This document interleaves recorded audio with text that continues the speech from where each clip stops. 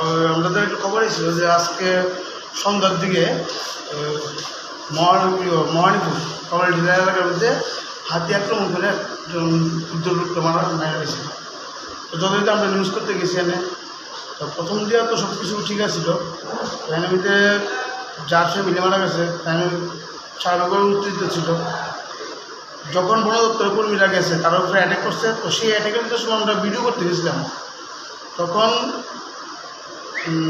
নিরঞ্জন সরকার ওনারই পরিবারের লোকজন, মানে ছেলে এবং যে ছেলের বউ বা নাতি একজন আছে, যতটুকু খবর পাইছি অ্যাটাক কারণ করছে। আমার মোবাইল নিতে ছিনে নিতে আসলো, পাশাপাশি আমরা যে লাইটটা ইউজ করি এই লাইটটা আমার হাত থেকে লয়ে গেছে এবং লাঠি দেওয়া বাড়ি মারছে, মাথায় বাড়ি মারছে, হাতে দিয়ে বাড়ি মারছে।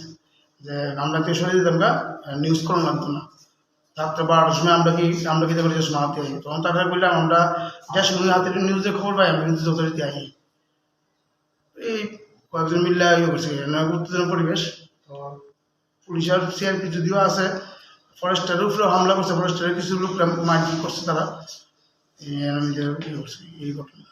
তোমার তরফ থেকে কোনো কেস করবা? হ্যাঁ, এই বিষয়ে তো আমি তো অবশ্যই আমার আমি থানার আইনের দ্বারস্থ হব এবং নাম দিয়ে দ্বারস্থ হব। কয়েকজনের নাম পাইছি আমি, তো তার নাম দিয়ে আমি থানার কেস দিব। আর আমার যে লাইটটা নিজে সেটা তো থামানো না এটা ইয়ে না, কিন্তু আমরা কোনো দলের না, তারা মিনিস্টারের বক্তব্য চেয়ে করছে, আমরা কোনো দলের আমরা কিছু না। আমরা সিপিএমেরও আমরা না, কংগ্রেসও আমরা না, বিজেপি আমরা না। আমরাও ফেলে গেলি আমরা জনসাধারণ যাই, তারা করে আমরা তুললে আনি, যখন তুললে আনি তখন মন্ত্রী মিনিস্টাররা তারা দেখে, আমরাও ফেলবো না। এটা তো মানুষ জানা না। মানে আজকের দিনে গণতন্ত্র আক্রান্ত ওই গ্রামে। এটা কয়েকজন মুসলিম, কয়েকজন নেশাগ্রস্ত ছিল কয়েকজন, এবং কয়েকজন যেমন যে মারা গেছে এরা স্বাভাবিকের উত্তেজিত, এর মধ্যে আছে কয়েকজন উত্তেজিত, এর ফলেই এই ঘটনা রয়েছে। যারা মানে বলতে চাইছো যে উস্কানিমূলক মন্তব্য করায়? হ্যাঁ, উস্কানিমূলক মন্তব্য করে অনেকে এটা ইয়ে করছে।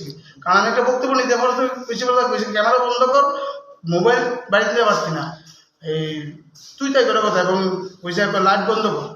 আচ্ছা, যারা মারধর করছে তার নামটি? না, এটা আমি এখন না, এটা আমি